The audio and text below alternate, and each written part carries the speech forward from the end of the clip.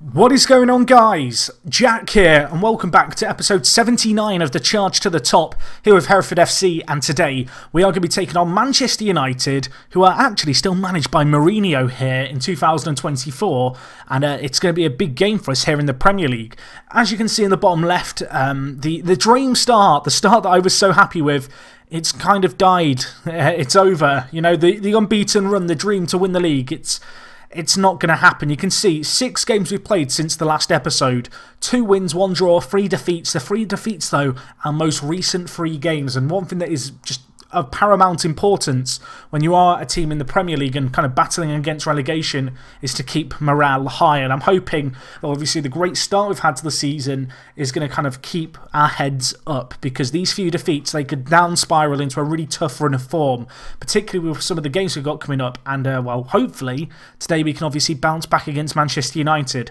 Anyway, looking through these games, the first game we had following on from the last episode, which was of course against Leicester, where we drew 2-2, was another 2-2 result, this time against Middlesbrough. We were 2-0 up in this game, Gums and Kevin Kelly grabbing the goals for us. Unfortunately, however, Brad Lynch, our former man, a player we had on loan, of course, a few years ago now, he did quite well. He was on loan with us last year, and well, in this game he got 2, and well, they were 2 goals that were enough to get Middlesbrough a share of the spoils, unfortunately for us. Anyway, the next game we had against Chelsea, perhaps what I imagine will end up being results of the season, away from home at Stamford Bridge, 2-0. You can see, looking at the stats here, Chelsea probably had the better of the play, but if we just have a look at the highlights, if they want to load, because at the moment we're just getting text only, which is not what I wanted. I wanted to show you what actually ended up being a little bit of a mistake by Andreas Christensen, a player who, of course, if you watched my series with Chelsea earlier on in the year, you'll be familiar with. It was a little bit of a bizarre goal, this one. If we just watch it from the beginning, it's Kevin Kelly who actually ends up getting the goal. This game as a whole, you can see, looking at the stats, it was fairly close. Chelsea had the better of the chances. But, well, we got the 2 goals that mattered. That was the first there through Kevin Kelly. We got a second one. I believe it was Jamie Price. Yeah, it was, with the goal here. You can see Hamdi. Nice build-up play here through the middle. Price using a burst of pace. Broke through, got a second goal for us in the 87th minute, and that was, well, game over there. And, well, what a win that was to get against Chelsea, because they're a team who, they've not won the league in a little while now, but they have been a very kind of solid top 4 side for the last 5 years, and it really was a great result to get. Anyway, the next game we had, another win. I was thinking we were back to winning ways at this point. All the goals in this match coming in the second half. It was a back and forth affair, a bit of a ding-dong battle. In the end, we did come out on top. You can see Hamdi getting his first ever goal for the club. Really happy for him, the Egyptian, 19 years old, of course, a player who got granted a work permit this year. He's performed fantastically so far at the age of 19, you know, a very tender age still, being thrown kind of into the first team upon getting his work permit. And, well, his hairline, it looks like he's been suffering a little bit from stress with some of the bald patches he's got, but, well, his performances wouldn't indicate that. A 7.16 average rating, just a top performance by him, and obviously fantastic in this game to beat Newcastle. Anyway, unfortunately, that's where kind of the good news ends, because in our last 3 games, we've struggled, and I'm a little bit worried. Obviously, 3 defeats in a row. We're taking on Manchester United today. If we lose today, morale is going to be at an all-time low for this year, and that is one of the big challenges, is trying to bounce back. Another problem we're going to have is actually the fact Kevin Kelly is out with a twisted ankle. He is due to return to fitness in a few days, but he isn't ready for this Manchester United game. You can see here he picked up his injury in this game against Swansea. It was a game that we ended up losing 3-1. It was a close game. We had chances to win it, certainly. We didn't take them. In the end, Januzaj got the Man of the Match award. Fair play to him. He had a pretty good game for Swansea. And, well, Swansea, a team tipped to be struggling in the league. And it was a little bit, I don't know, it was a little bit bitter, I guess. I felt very salty after this defeat, because after such a great start to the season, to lose to a team like Swansea, just, it's a bit typical, I guess, is the word I'd use to describe it. You kind of know it's coming in some ways when you play Football Manager. Of course, that is football to an extent as well. And, well, I'm sure Jurgen Klopp doesn't kind of blame the fact the match engine's broken when Liverpool are struggling against the likes of Leicester, who are kind of unable to score in a calendar year. But anyway, I'm getting off topic here. I'm just a bitter Liverpool fan. You can see in our next game, we lost 4-0 against Southampton. They spanked us. They were the better team. We were fairly competent, actually, I thought, in this game for spells of it. Unfortunately, Southampton were just so clinical, and while they were 2 goals up at half-time, we didn't create enough opportunities of our own. You can see only 2 shots on target. Ultimately, we didn't deserve to get anything from the game, and we didn't. Anyway, in the last game we played in this run of fixtures, we took on Bournemouth. A bit of a weird result, this one, because, of course, we were playing at the Bournemouth Stadium, which is currently the ground that we're playing at, so it was a bit of a home away from home, playing this game away. And as you can see, we lost 1-0. Ashley Fletcher with the goal in the 60th minute. Very good striker, this guy. I can't say I've seen all that much of him. He plays for West Ham at the start of the game. And yeah, he's been a very, very good player for Bournemouth here. You can see he's got 5 goals so far this season in 9 games.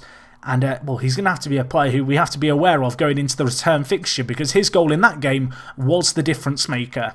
Anyway, looking at the Premier League table here, you can see we have dropped down to 7th, although this game we have against Manchester United is a game in hand. They are going to want to win it to maintain the gap on Manchester City to 2 points. On the flip side, a win for us here, depending on the kind of goal difference margin, could see us climb as high as 4th. In reality, we'll be lucky to climb kind of 1 position and just leapfrog Leicester, but, well, with our aim this year just been to stay in the division, to be on 23 points after 12 games, and with kind of that goal life set of 38 points for the season, I feel pretty confident in our chances to get kind of 5 wins, I guess, in the remaining 26 games of the season. That is something that we should be doing very, very easily. Worth noting that Huddersfield, who got promoted with us, they've not had a bad start to the season either. They've got 16 points. Brighton not doing too bad either. The likes of West Brom and Notts Forest, actually the 2 weakest teams at the moment, by quite some margin in the league. Anyway, looking at the average ratings, Kevin Kelly up there, Jamie Price up there with the assists as well. Of course, we are unfortunately without Kevin Kelly today with injury. And, well, speaking of injuries, there are a few more to be aware of. Unfortunately, Tristan Needham, double hernia for him, out for between 6 weeks and 8 weeks. Obviously, not a good injury to have, a double hernia, a very kind of bad injury, particularly when you consider the run of fixtures we've got. It's getting to that holiday kind of period, and, well, over the last 2 months we've played 6 games. Over the next month we're going to be playing 7. It gives you an idea of how much the fixture schedule really is going to ramp up. In terms of what we might do next episode, I'm thinking we might do Nottingham Forest at the bottom of the table, because they are a team owned by a sugar daddy, and I'm kind of half expecting them to change their manager sooner rather than later.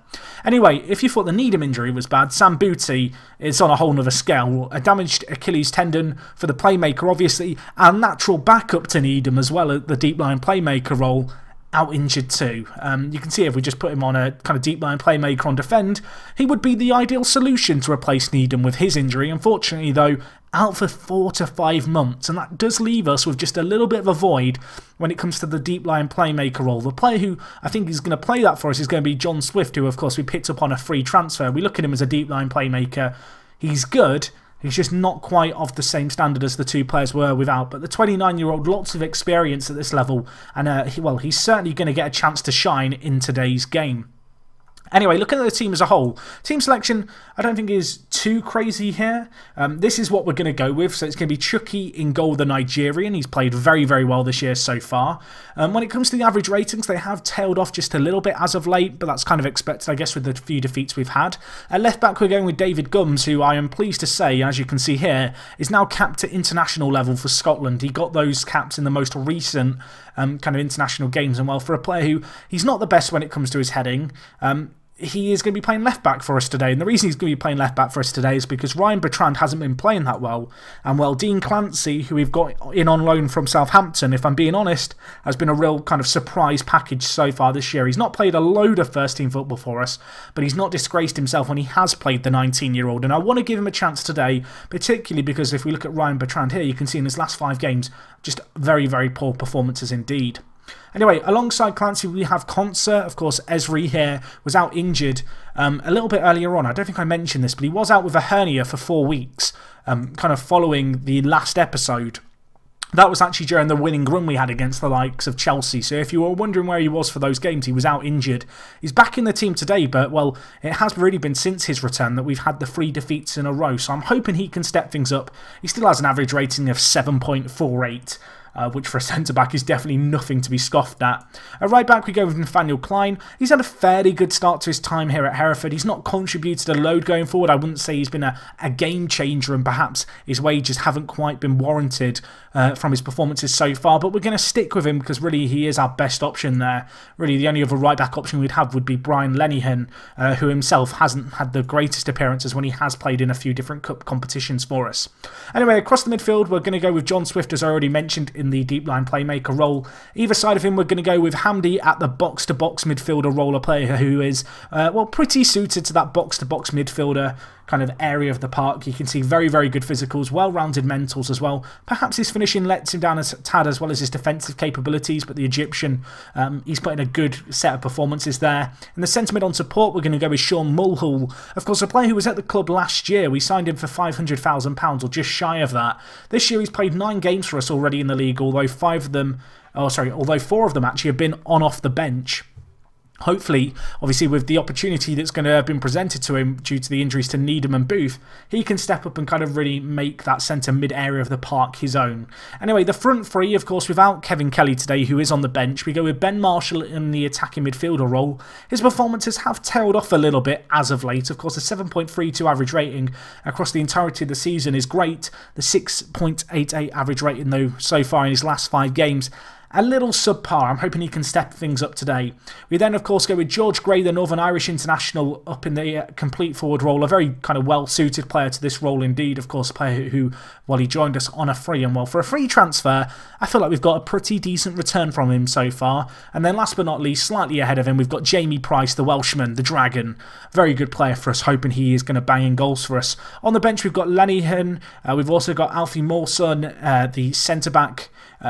Elsewhere, we've got Ryan Bertrand, Tom Davies, James Strain, Jay Beckford and Gert Berkowitz on the bench. I do feel like with the injuries we've got in the centre of the midfield and kind of how many centre midfielders we obviously use in our system, we are a little bit weaker in that area. Perhaps an area to review kind of going into January. One thing I'll quickly just mention now, because I may well forget it at the end of the episode, is actually the fact we are potentially in the process of a board takeover. If I just have a look... hopefully I can just find the item that I'm looking for. You can see here a consortium is planning a potential takeover of the club. This was actually announced about 2 weeks ago. Apparently it's going to be a consortium of investors possibly involving a former footballer. And, well, the deal has been approached. I believe we're under a transfer embargo, although I'm not 100% sure on that. Obviously, that could change a few things here and there. But financially, we're in such a good position now. I'm really just hoping we get given some money to spend in January. Obviously, league position's also a big thing for us to consider. Right now, we're in 7th. I don't expect us to retain that.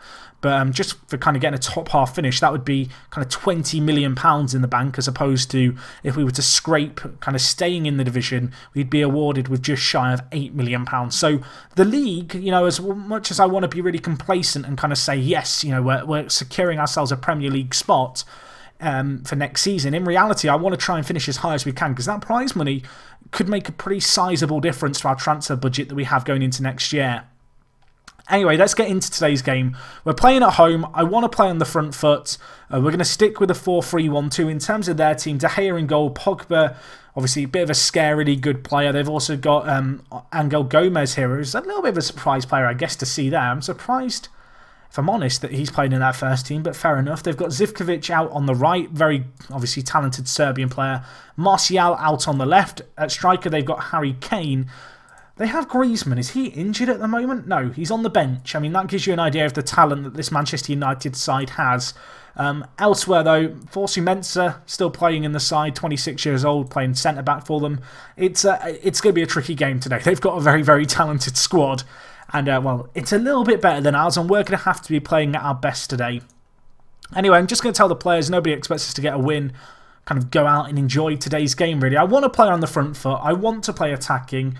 It worked for us previously against Chelsea. I know that's a bit of a crappy reason to justify playing the front foot again, but it is what kind of gave us a very good start to the season, and I do feel like defensively we're not going to be able to shut down the likes of Pogba, the likes of Griezmann if he comes on, Harry Kane, Martial, Zivkovic, our best bet is probably to try and score a few goals of our own. And well, a set piece here, Harry Kane nods it back. It ends up with Skoda, who is one of their defenders. Lubomir Skoda, I assume a regen. In fact, I can see his regen face, so I don't know why I'm saying that. But unfortunately, a set piece. We did concede a few of these against Leicester, you may remember. And well, Harry Kane this time nods it. Chucky maybe could have got a hand to it. In the end, though, the free header at the back post and then the space Skoda had in the middle, a little bit inexcusable from us there. You can see, looking at this game in the opening phases, we are struggling to get any of the ball. United creating just that one clear-cut chance so far after 15 minutes. But we're not really at the races. And while Sean Mulhall has picked up an injury, and because of all the different injuries I've got to centre midfielders, he is not a player I am willing to chance. So we're going to bring in James Strain, the Australian. Give him a chance in the kind of centre mid on support role. Going to be a chance for him maybe to make something happen. Obviously, I'm really hoping that Mulhall injury isn't anything serious, because with us having 7 games this month, the fixtures are coming thick and fast, and we are going to need to rotate a fair bit. And a lack of options in the centre of the midfield may end up forcing me to play a slightly different system for a few games, simply to help rotate the squad, because I don't know if we're going to have enough centre midfielders if Sean Mulhall is injured to actually maintain kind of a 4 central midfielder kind of formation over the holiday period. Anyway, that's the least of my worries right now, as Kane is bringing it forward. It ends up with Gomez. I mean, I questioned his inclusion. He scored. 40 minutes gone. It's not been a good day at the races so far. I feel like, and I hate to do this, we have to kind of just take what's going to come here and play on the counter, get a bit more defensive with our back four, and maybe try and hit them on the break.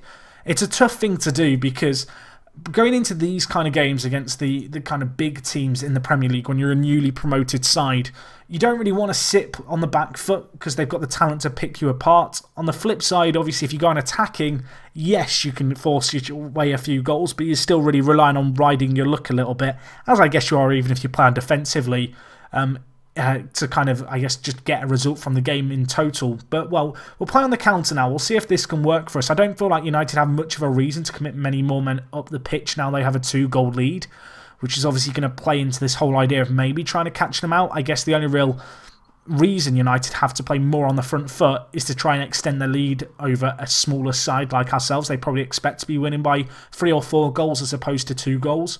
So we'll see what we can do here. We are without Kevin Kelly, who is I think he has the highest average rating at the moment in the side. He definitely has the most goals, so that's a big miss for us. But, well, defensively, we've been plucked apart here. Harry Kane finishes it away. The crowd go wild. And, well, first episode of the season, 2-1 win was great. Second episode against Leicester, 2-2. I would have taken that, because Leicester, they're still going pretty strong in the league at the moment, Leicester. But, well, this 3-0 after 50 minutes, it's a little bit humbling. It's perhaps a little bit of a reality check, and it's perhaps a little bit of a reminder to me that we are in the Premier League. We are a small side, and in reality, we just don't have the talent to compete against the likes of Manchester United yet. I feel like I'm kind of doomed if I do and doomed if I don't. If I play defensively and we get defeated, I kind of have the attitude of, well, why didn't we play more attacking? If I try and play attacking as we have here, I just kind of feel like we never went out to try and win the game, and we never had a chance to win the game, so I'd rather try and create 1 or 2 opportunities. I mean, fair play to Jamie Price. He's got a goal there. Part of me really wants to just drastically suddenly change the system to the 4-2-3-1. That would mean playing Price out on the right. I would switch Swift to play centre defensive mid, or deep line playmaker there. Hamdi would play centre attacking mid. Gray can play left wing. I think we might do it. We might just radically change our system here. We're going to pilot it. The 4-2-3-1 on attacking, because YOLO. I just said YOLO, I'm going to hell. But let's give it a go, because I said we might have to revert to this system, so I'd like to just test it out here. Although it's a bit of a flawed test, I guess, testing it against Manchester United. We'll make another change here. I'm going to bring on Jay Beckford. It's going to be his first appearance for the season. Of course, the winger, a key part of our team when we were in the Championship. But with the kind of system kind of going in the narrow direction, and with him being a player who can only play out wide or as a striker, and with us having better options in the striker area, he's not had much of an opportunity really to have his mark on the side as of late. So we'll give him a chance here against United as well. I think that was a deflected shot by Zivkovic that's gone in around the keeper. It's a bit unfortunate. United, they score immediately, really. I was hoping, you know, maybe we could get another goal back. Maybe we could commence squeaky bum time for Jose Mourinho. But unfortunately for us, that shot deflected off the centre-back, ends up in the bottom corner. Keeper can't really do a lot about that.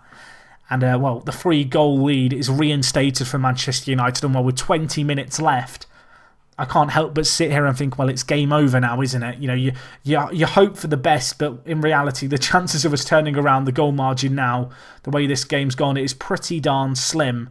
Looking at the chances as a whole, you know, we've not created chances. We've not had a whole host of clear-cut chances, but we've had plenty of shots. We've had, I want to say, a fair share of possession. I guess 42% isn't exactly a fair share, but it's not as if we kind of just let them play football in front of us. And, well, we're trying to make something happen here still. Unfortunately, of course, with us playing on attacking now, committing a few men further up the pitch, we are just more and more susceptible to conceding another goal. And, well, perhaps I'm going to live to rue that decision to try and play on the front foot, because really we're chasing a lost cause at this point, and Manchester United still with the ball here.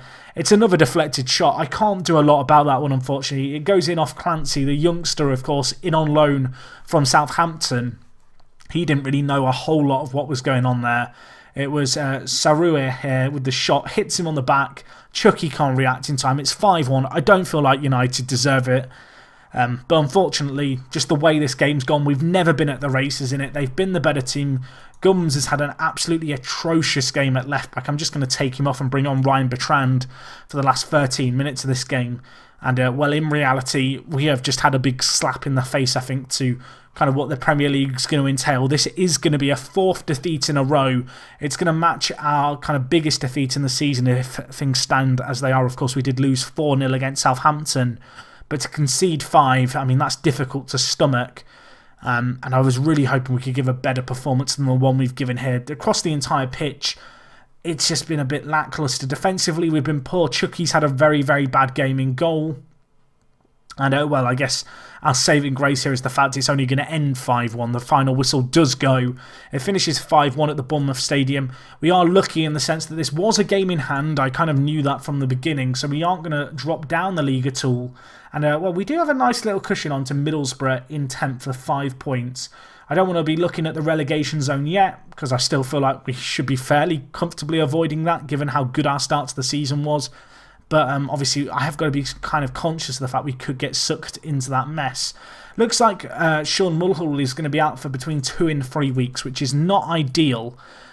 You can see here that is going to leave him out until perhaps the Watford game. So he might be back for kind of the Boxing Day run into the new year. But that's still going to be a bit kind of cutting it fine if his kind of stamina and stuff is struggling still and his condition isn't quite there.